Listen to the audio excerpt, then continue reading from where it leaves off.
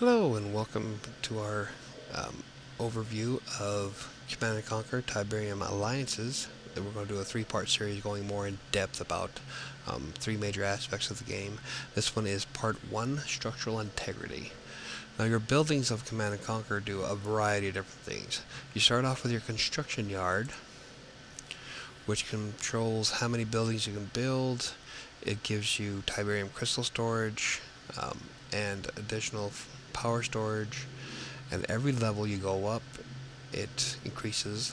Like right now, if I was to go up to level 9, I'd get 5,000 Tiberium and crystal storage and an additional 5,000 power storage, which is these right here.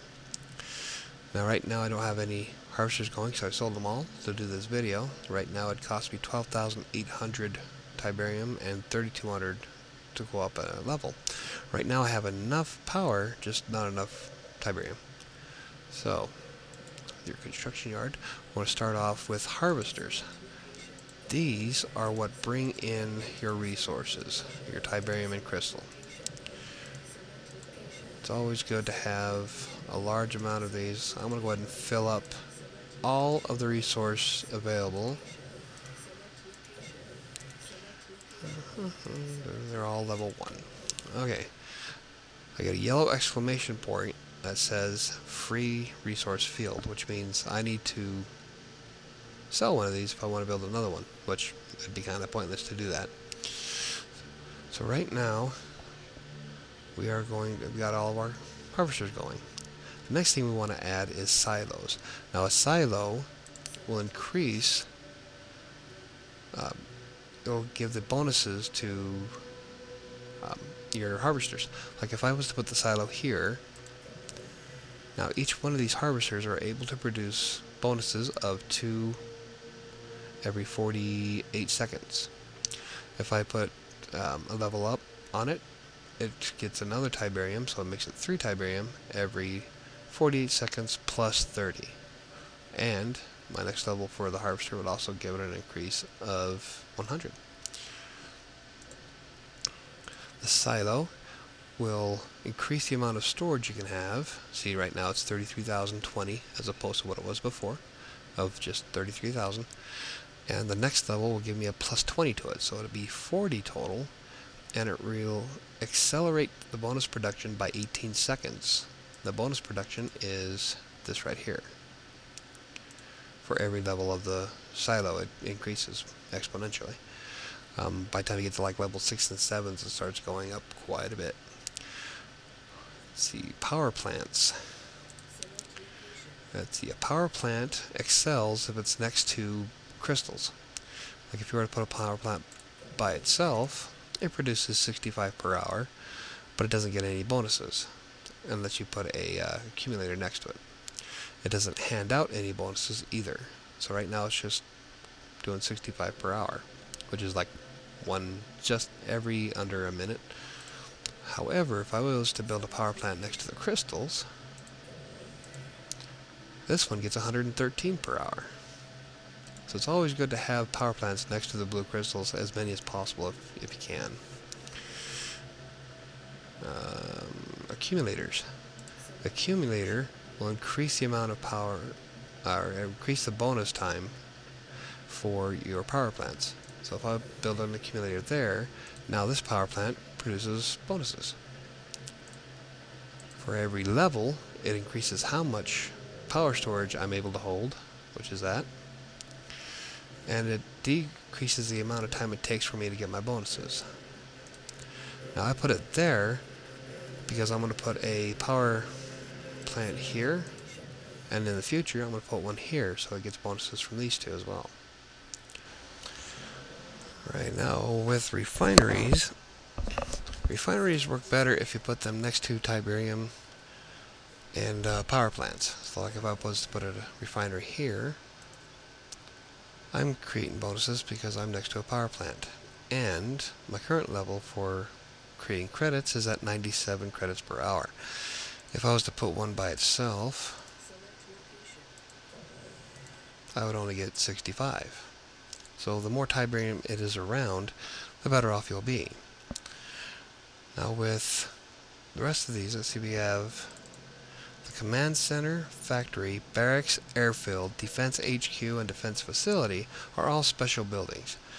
These are all your military stuff. So if I was to put the Command Center up here in the corner,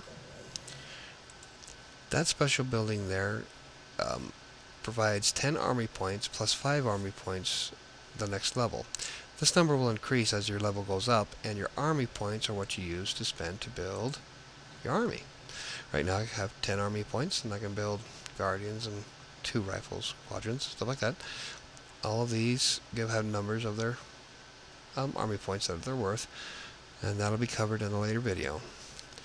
But like with the factory, it's a special building and cannot be placed next to other special buildings.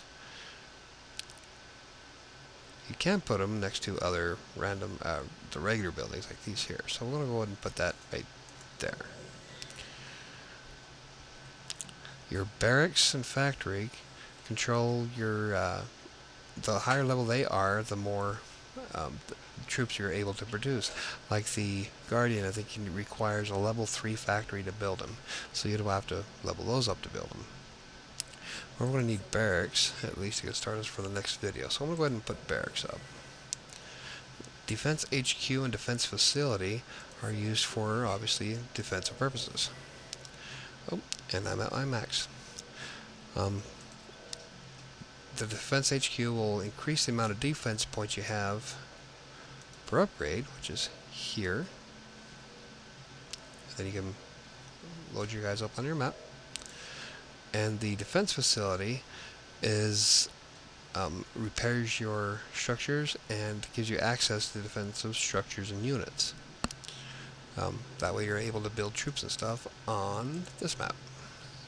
So I need a Defense Facility level 1 to build the wall or a machine gun nest.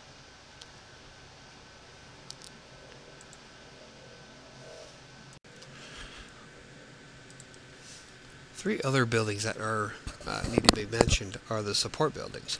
Your Sky Strike, Falcon, and Ion support buildings will provide additional bonus to defense for you, or you can actually aim it to defend one of your allied players.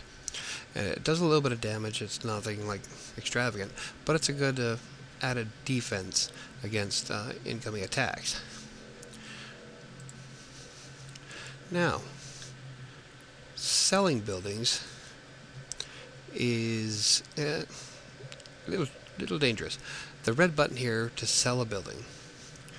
Now when you click it, there's a warning that pops up that the sell mode is activated, which means any building you sell will become sold immediately, instantly.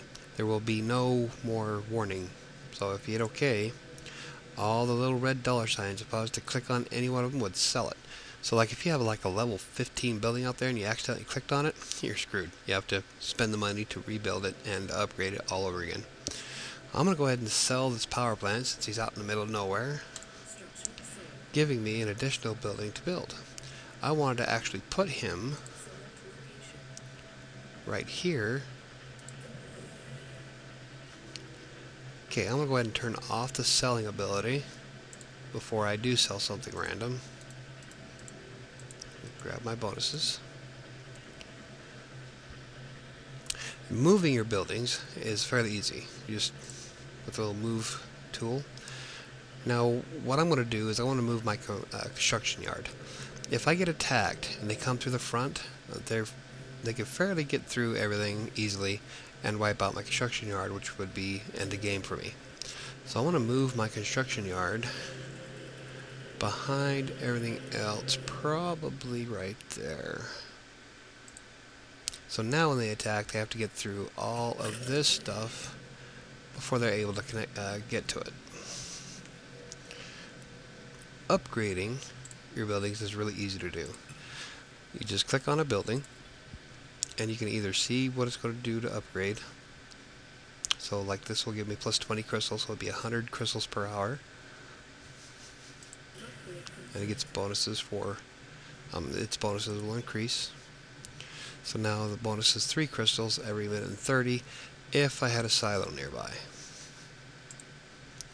Another way you can upgrade all your buildings is with the upgrade tool. This button here will highlight everything that can be upgraded, and although it doesn't show you what the benefits are to upgrading, it does tell you how much it's going to cost to upgrade. So like the level 1 harvester here, to go up to level 2 would cost me 3 Tiberium. So I'm going to go ahead and upgrade a few things here, just that fast. Now the key to one of the big things to keep in mind of Tiberium Alliances is that you want to keep your buildings up as high as you could possibly keep them. They are the means for your resources. This is how you win or lose the game. The more resources you have, the more stuff you can build, the more military you can upgrade. There's just a ton of different things you can do with keeping your buildings updated or upgraded. And I think that about covers everything. We got the upgrading, selling, and next video we'll be covering our offensive tactics, upgrading our buildings to handle all that. One other thing I want to point out real fast is the research. In order to get units, you have to research.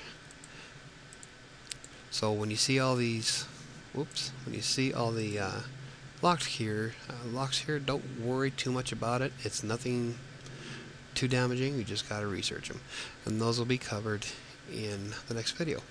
Well, I thank you for visiting and hope to see you next time.